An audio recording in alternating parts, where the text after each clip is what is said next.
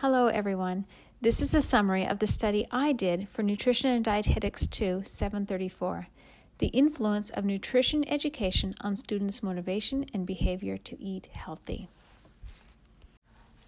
Adolescence is a time of critical growth and development, and healthy eating is essential to provide the nutrients needed for all of this physical, emotional, and social and cognitive growth to occur. As well, a healthy diet is also needed to prevent future diseases. My Plate guidelines, which come from the USDA's Dietary Guidelines for Americans, recommend that adolescents' daily intake includes about 2 to 4 servings of fruit, 3 to 5 servings of vegetables, half of their grains coming from whole grains, 3 servings of dairy, and 4 to 7 ounces of quality protein. Unfortunately, the dietary intake of many adolescents is falling far short of these recommended daily intakes for fruits and vegetables and whole grains, as well as other nutritious foods. And with this unhealthy eating patterns, we're also seeing a rise in obesity and eating disorders. Given that, and that also adolescence is a time when lifelong dietary and physical activity habits are being established, this makes it a prime time to help adolescents instill lifelong healthy eating and other healthy living practices. And it was these factors that led me to choose to do this study.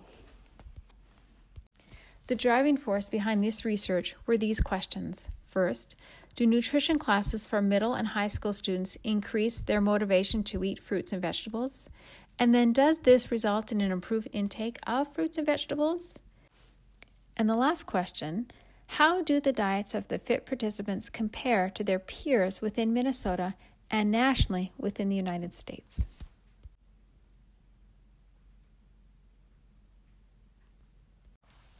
So this was a quasi-experimental trial conducted in the fall of 2022 at the charter school FIT, which stands for Fitness, Intellect, and Teamwork. And this school is located in Apple Valley, Minnesota. It included both middle and high school students.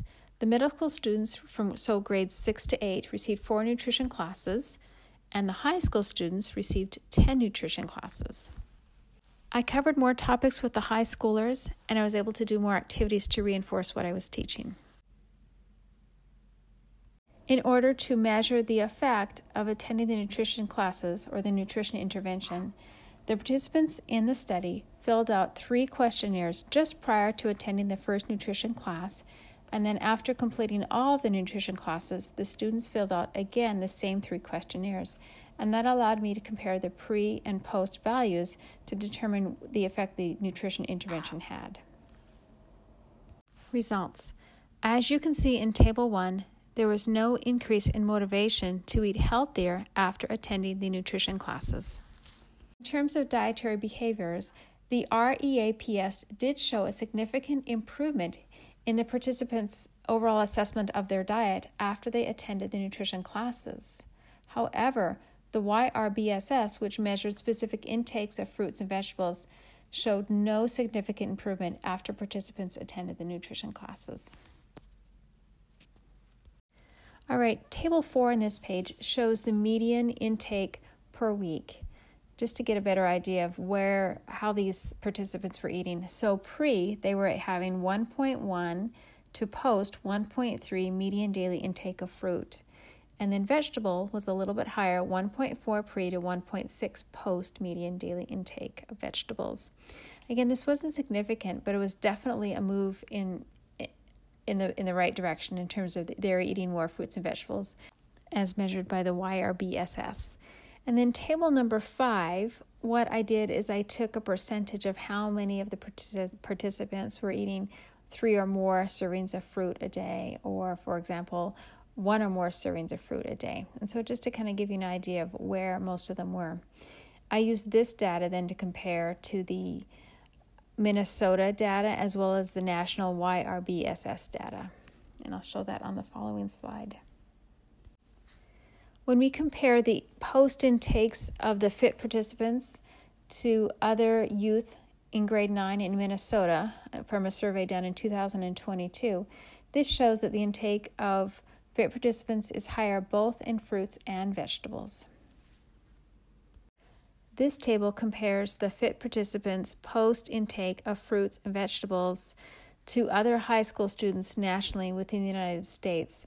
And this was the survey done, the YRBSS survey done in 2019. And again, we see that fit participants score higher on their intake of fruits and vegetables. For the last part of this results section, I just wanted to present a little bit of the qualitative feedback that I received from the students through their comments, the assignments they turned in, just our interaction in the classroom, and observing their presentations and some of the posters that they put together. For the most part, the feedback was positive and interest was shown in the topics presented. Some of the results included quality posters and presentations that the students gave, asking thoughtful questions to other students when they were giving the presentations, as well as to me when I was teaching the lessons. And in one lesson in particular, when I brought in a bunch of fruits and vegetables for the students to prepare, there was lots of smiles, lots of fun talking, and everybody volunteered to help out. Again, overall, the feedback was positive and very informative. The significant improvement in dietary behaviors, as measured by the REAPS questionnaire, may reflect a more positive perspective on their eating after attending the nutrition classes. REAPS questionnaire collectively measured several qualities of healthy eating in terms of student perceived frequency. And then looking at the YRBSS, there was not much time between the pre and the post assessment, which was one of the weaknesses of this study. Given more time, we may have seen a significant difference in their fruit and vegetable intake, because it did increase, it just didn't increase statistically significantly. And lastly, the higher fruit and vegetable intakes among the fit participants are likely reflective of the type of student population attending this school. Many students attend Fit Academy because their families seek a school that incorporates and encourages healthy eating living practices. Though this study revealed that these nutrition classes did not result in a significant increase in motivation or improvement in dietary behaviors in terms of fruit and vegetable intake, it did provide useful feedback and valuable insights into designing and implementing healthy eating classes in a school setting, and these ideas can be used for future research. Going along with what I have written in my poster under future direction, a future research study that first targets more closely some of the students' personal reasons or motivations to eat healthy, second involves their parents and caregivers and other resources in the community and school setting, including other teachers, and the use of social media.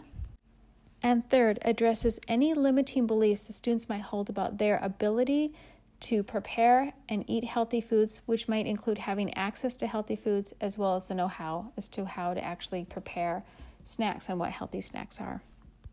All right, just to recap, the purpose of this study was to assess the effect of nutrition classes given in the school setting on adolescents' motivation to eat healthy foods and their behavior in actually eating the healthy foods. And I was specifically looking at fruits and vegetables. And then to compare their post-participants' results to other adolescents within the state of Minnesota and nationally. And on the slide here, you can see my 3 research questions that I started with.